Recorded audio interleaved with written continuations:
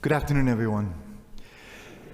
As Father Chris mentioned, my name is Father Herald Brock. That's Herald with an E and an A, not an A and an O, as in hark the.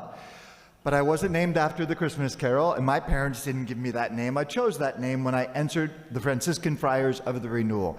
It was one of the ways St. Francis referred to himself, the herald of the great king. As a young friar many years ago, I was inspired by that and chose that to be my religious name. And I'm very happy, excited to be here at Sacred Heart in West Des Moines. We've been in communication for a while. I'm grateful to Father Chris and Father Emmanuel for the invitation. I've been working with Jose Batres. I lived in Honduras. Jose's from Honduras, so we really, in the car from the airport yesterday, we had a Honduran conversation.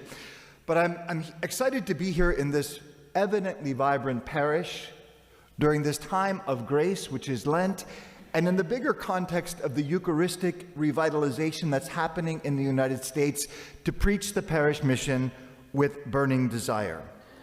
I'd like to begin this homily by reading to you a passage from the novel The House of Gazes by the Italian novelist Daniele Mencarelli. It's a fictional book, but this particular account is autobiographical. It really happened to him at the pediatric hospital Gesù Bambino in Rome. At the Liberty window, there are two young parents. The mother is holding a child while the father plays with him, showing him the fountain in the inner garden and making his son laugh by making funny faces and sticking out his tongue. When I am no more than a yard from them, the two parents turn, and with them the child. My steps falter, as does my breath. The little one is about 3 years old, and except for his eyes, he has no face. In the place of his nose and mouth, there are holes of red flesh. I look down at the marble pavement and slip by without looking at them. I dawdle and wait for those two young parents and their disfigured child to leave. The child's laughter arrives first. They are still there, but now they are not alone. In front of them is an old nun. She bends forward and gently touches her face to his appalling one. "You're Mama and Papa's beautiful boy, aren't you?" She takes his little hand and kisses it. He bursts out laughing, maybe because it tickles. The nun is at least 80 years old, and her chubby face is white as milk. "Ah, you're not only beautiful, you're also a sweetie. Do you like this?" She passes his little hand over her mouth and chin to please him. Then she stands upright and looks at the father and mother. Do you hear what a laugh he has? Inside this child, there isn't silver. There is gold, living gold. She kisses him, mindless of his face, of everything. I am stunned. I can't understand, can't process it. I've seen something so human and at the same time so foreign, like a rite from a faraway land. I can't find within me the tools for translating it into my language. I've tried every approach possible. I've tried to liquidate what I saw as the delirium of an old woman clad in gray, or then as the fanaticism of a nun deaf and blind to pain who wanted at all costs to defend the supremacy of her God, even in front of that disfigurement, then as a stupendous actress who shortly after, maybe in the privacy of the bathroom, washed her mouth after having kissed that deformed face. But none of these readings can bridge the distance between what I saw and my logic.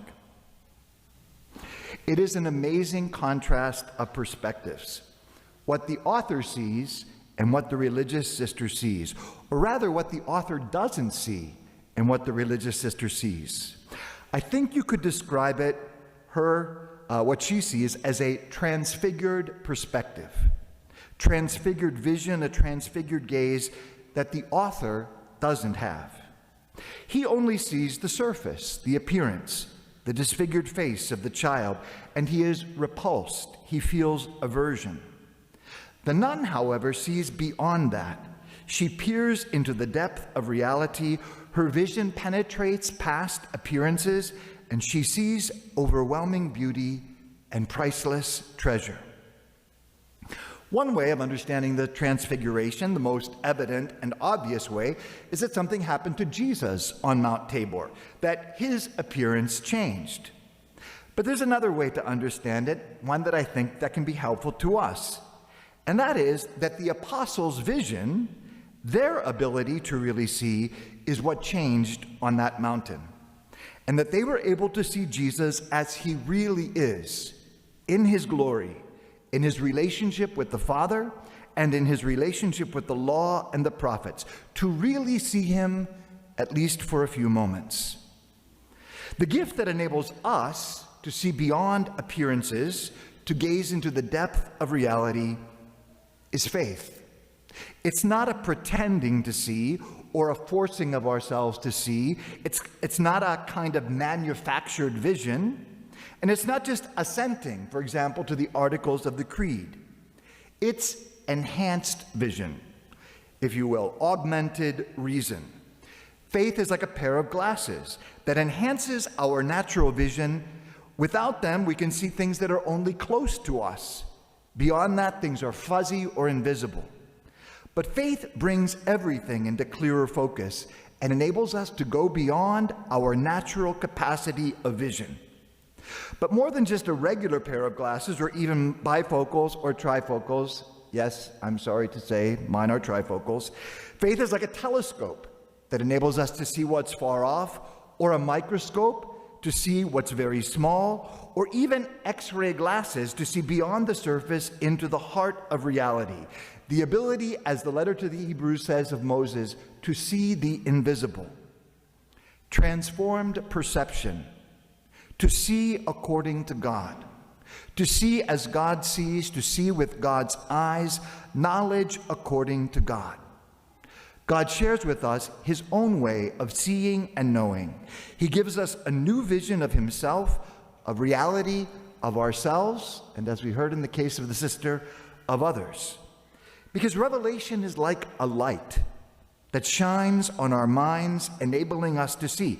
There's a natural range of light, but then there's a kind of light that goes beyond the visible range for us, ultraviolet and infrared.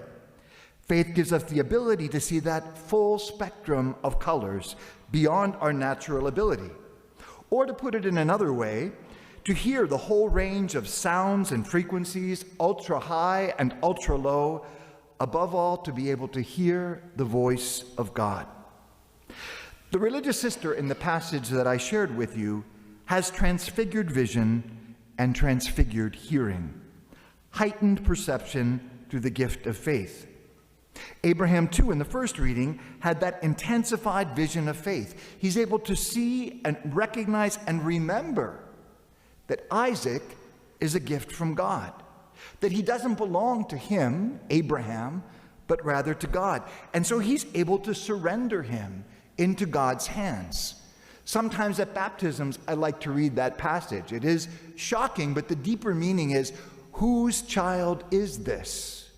To whom does he or she belong? Who is in charge of his or her life? And so Abraham's able to make that surrender. And ultimately, of course, God doesn't want Abraham to take his son's life.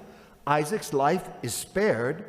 But Abraham's act of faith and trust in God transforms him, transfigures him and his descendants into a fountain of blessings for the world and bearers of the promises of God. It's almost like what happens with Jesus last week on Temptation Sunday. After battling Satan, after overcoming those trials and temptations, he emerges with this capacity to proclaim the gospel. What Abraham was asked to do, but was spared, God, in fact, himself did. St. Paul tells us today, he who did not spare his own son, but handed him over for us all.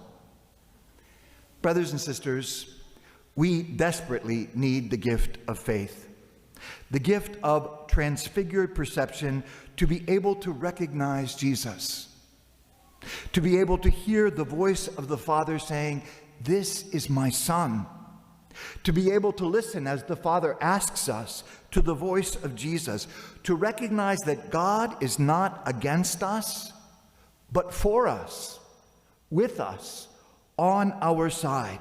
Jesus acquits us, defends us, rescues us, raises us up, pleads for us at the right hand of the Father so that our lives will be filled with all that is truly good.